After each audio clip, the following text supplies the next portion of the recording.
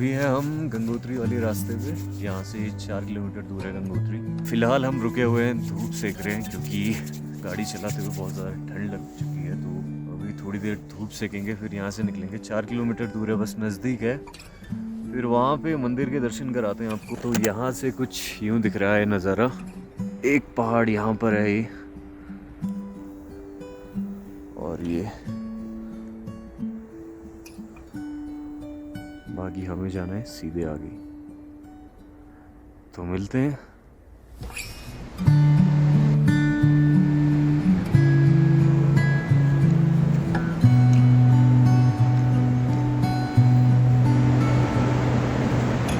Day 5 zone, और अभी बजे हैं सुबह के 6:30 और हम निकल रहे हैं फिलहाल गंगोत्री धाम के लिए। तो मिलते हैं।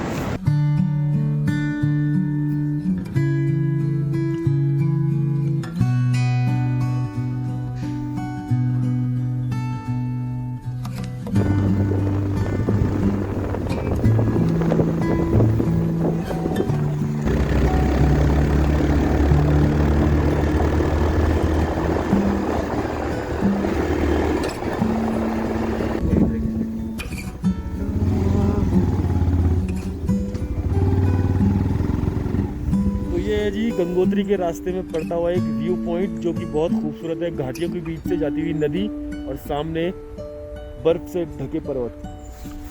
तो मॉर्निंग के बजे हैं 7 और अभी हम हर्षिल से गंगोत्री की तरफ निकल रहे हैं। और यहाँ से बीच में एक जगह है लंका, तो यहाँ से 7 किलोमीटर दूर है वो। और रास्ता ठीक है, मतलब नज़ारे काफ़ी सही है। बगल में गंगा नदी बह रही है। तो आप लगभग कितने किलोमीटर दूर है? 20-21 किलोमीटर है गंगोत्री यहाँ से। तो पहुँचते हैं वहाँ। तो आज है गंगोत्री धाम के दर्शन करने का दिन, और एकदम सुबह सुबह हम हर्षिल से निकले गंगोत्री धाम के लिए। रोड के दोनों तरफ चीड़ के पेड़ और सामने दिखता पहाड़। गंगोत्री धाम हाईवे सबसे ज़्यादा खूबसूरत हाईवेज में से एक है।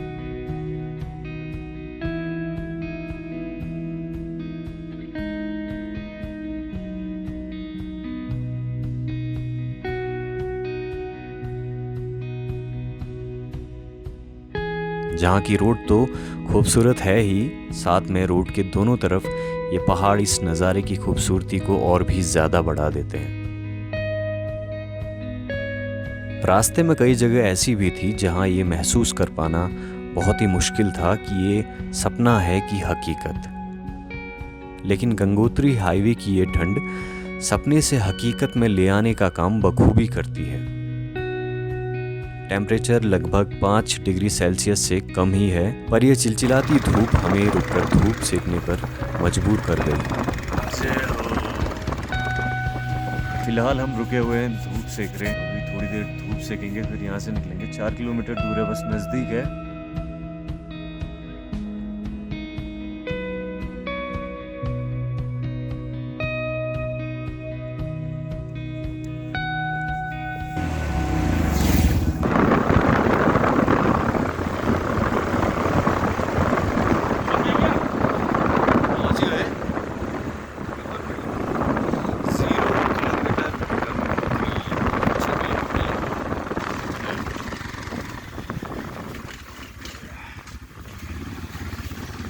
ये पहुंच चुका है गंगोत्री धाम में, बाकी मंदिर की तरफ जा रहे हैं। तो मंदिर के दर्शन करवाते हैं आपको।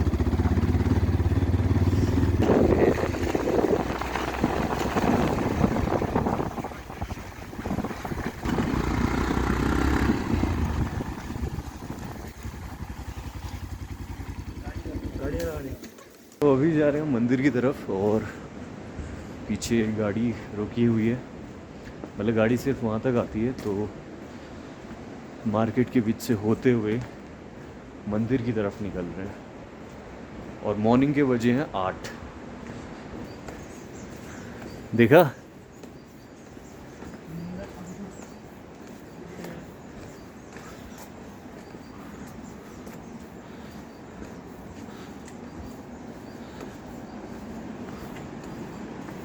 मुख्य मंदिर मार्ग।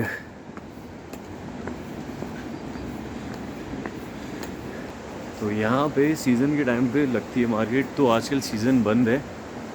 मई में चालू होगा सीज़न, मतलब जब कपाट खुलेंगे। तो मई फर्स्ट पहले हफ्ते में अक्षय तृतीया को यहाँ के कपाट खुलते हैं गंगोत्री धाम के। तो अभी भी है मार्केट, काफ़ी मार्केट है।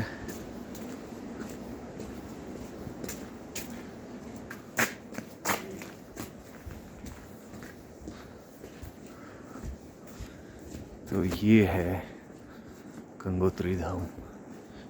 जय हो।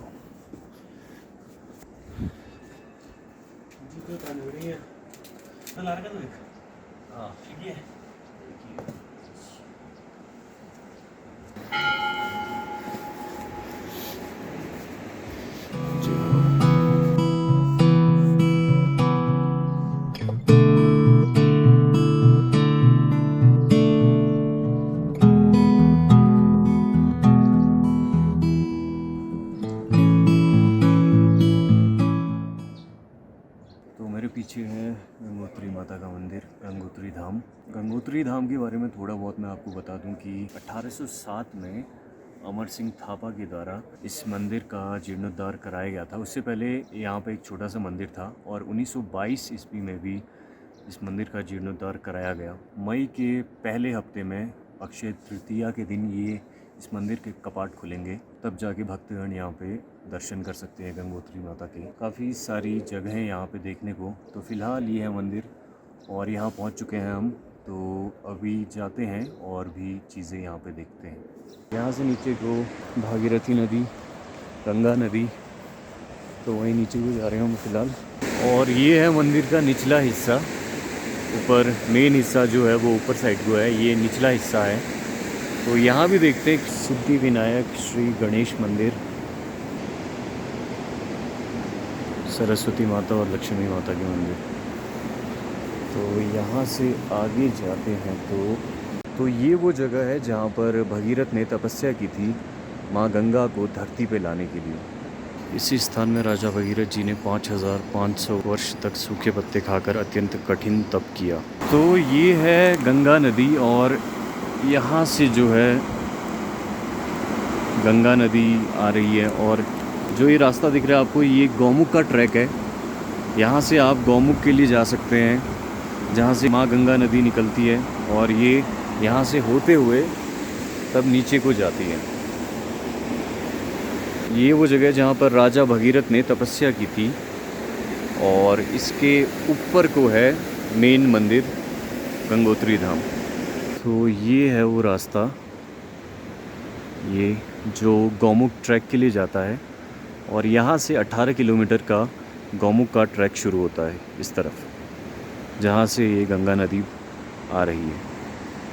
तो माँ गंगा नदी का नाम भागीरथी नदी भी है, क्योंकि राजा भगीरथ ने तपस्या करके उन्हें धरती पर लाया था, इसलिए उन्हें भागीरथी भी कहा जाता है।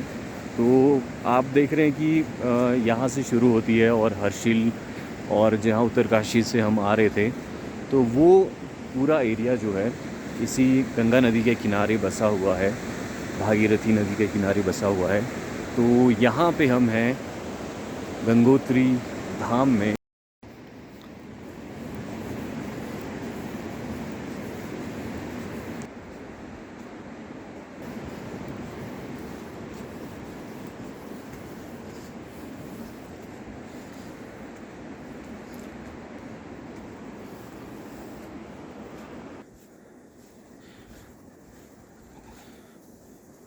बोल गंगा मैया की जय। यहाँ पे मैं संतोष कुमार सेमवाल, यहाँ पे मुख्य रावल अभी शीतकाल में हूँ। यहाँ पे गंगा मैया की पूजा पाठ जो भी है यहाँ पे हम ही लोग करते हैं। यहाँ पे हमें 7 साल से हूँ शीतकाल में और हम यहाँ के मुख्य रावल हैं। राजा भगीरथ ने यहाँ पे तपस्या किया अपने पितरों के उद्धार के लिए, जो कपिल मुनि के श्राप से, कपिल मुनि के आश्रम में जो 60,000 पुत्र थे, उनके उद्धार के लिए उन्होंने गंगा को यहाँ पे लाया। और राजा भगीरथ से पहले कई जो उनके पूर्वज थे वो भी यहाँ पे तपस्या किया, वो उन्होंने यहाँ पे गंगा को नहीं लाया। एक राजा भगीरथ थे लास्ट में जिन्होंने गंगा को यहाँ पे लाया। तो यहाँ पे एक राजा भगीरथ शिला है जहाँ पे गंगा पहली बार उतरी, गंगोत्री में। आज वो स्थान यहाँ से कम 20 किलोमीटर है। गौमुख पहले यहीं हुआ करता था, गंगा उतरी गंगोत्री में, इसलिए यहाँ का नाम गंगोत्री पड़ा। बर्फ़ का है ना। अच्छा, वो पिघलते उस जमाने से, और आज वो 20 किलोमीटर हो गया। आजकल तो कोई माहौल नहीं, आजकल तो आ रहे लोग, अपने टूरिस्ट लोग आ रहे घूम रहे। आजकल यहाँ पर रहने की व्यवस्था नहीं है ना। मेन है पानी, बिजली है, सब चीज़ है, पर मेन है बाहर बूर जैसे ना, उसका नहाने धोने का पानी नहीं है। अब अगले महीने से पानी आ जाएगा तो आदमी यहाँ रुक भी सकता है। पानी बंद रहे क्योंकि ठंड होता है, पाइप टूट जाते हैं सब जगह। अब जब पानी वाले आएंगे वो जोड़ेंगे तब जाके यहाँ पे पानी आएगा। पड़ती है ना चारों धाम में, तो इसलिए चारों धाम बंद रहता है, गंगोत्री, यमुनोत्री, बद्रीनाथ, केदारनाथ, बर्फ़ के कारण, और अन्य कोई कारण नहीं है। पांडव गुफा है, वहाँ पे राजा पांडव लोग आए थे ना यहाँ जब, तो उन्होंने एक बार यहाँ पे निवास किया, तो वो गुफा है वहाँ पे। अच्छा। तो जब यहाँ से वो भ्रमण कर रहे थे तो यहाँ से वो एक रात यहाँ रुकी गंगोत्री में। अच्छा। और उसकी क्या हिस्ट्री है, जैसे सूर्य कुंड और गौरी कुंड? सूर्य कुंड तो गंगा मैया का वो है मेन, वो ना।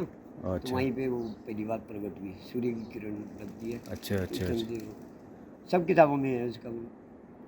फिर गौरी कुंड है आगे, जहाँ पे शिव जी ने अपने मस्तक पे धारण किया। अच्छा। क्योंकि रामेश्वर गंगोत्री का जल चढ़ता है, ना कि हरिद्वार का जल या अन्य रास्ते का जल, क्योंकि ये डायरेक्ट पहले यहाँ पे उतरी हुई है गंगा मैया। फिर शिव जी भगवान ने अपने जटाओं में धारण किया ना, तो वो जगह है गौरी कुंड, यहाँ से 1 किलोमीटर आई है पहली बार।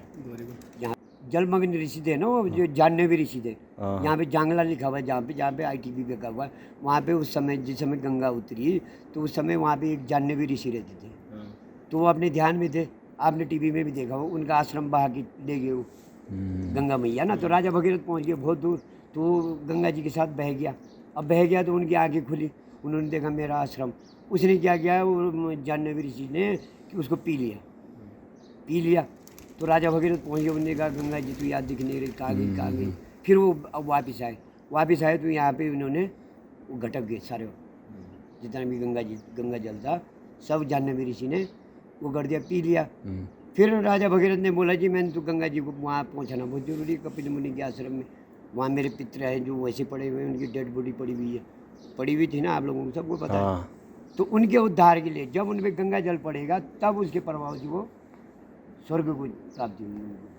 तब उन्होंने अपने जांग से, जांगला बोलते हैं वहाँ से, टीवी में तो कान से दिखा रहे, कहाँ से दिखा रहे ना, तो जांग फाड़ी उन्होंने, तब जाके वो गंगा जल पिया हुआ था जांग से, जांगला जाह्नवी ऋषि का आश्रम। अच्छा।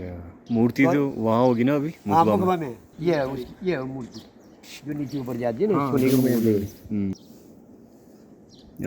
ये वो सोने का मुकुट, ये भोग मूर्ति बोलते हैं इसको। यही जाती है जो शिला है ना अंदर, वो तो वही गंगा जी के 2 रूप हैं, एक जो बहती धारा है वो एक प्राकृतिक शिला है। बाद में तो ये मुकुट लगा के मतलब वो श्रृंगार बनाते हैं ना, तो वो दर्शन रूप होता है, दर्शन रूप। जो प्रकृति शिला वो तो जब फाटक खुलते हैं उस समय दिखेगी, और वो जो ज्योति जलती है उसके अंदर। राजा भगीरथ उनके नाम पर ही गंगा माता का नाम राजा भागीरथी भी है। राजा भगीरथ, ये भगीरथी नदी।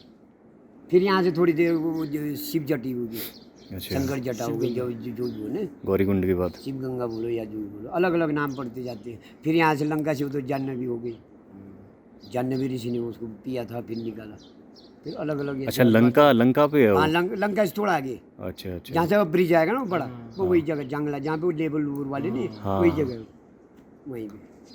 और वहीं से जाती है गंगा मैया पैदल, रोड से ना, पुल पार नहीं, जंगल जो रास्ते देखो होगा आपने, उधर मुखबा तक लगा हुआ रास्ता। 2 दिन आने में लगता है, 2 दिन जाने में लगता है। जब कपाट बंद रहते तब पूजा ही होती है यहाँ होती है। हाँ, तभी तो हम, हाँ तभी तो गंगोत्री जैसा वो मंदिर बना रखा वहाँ पे। तो कुछ इस तरह का हमारा ये गंगोत्री धाम का सफ़र रहा।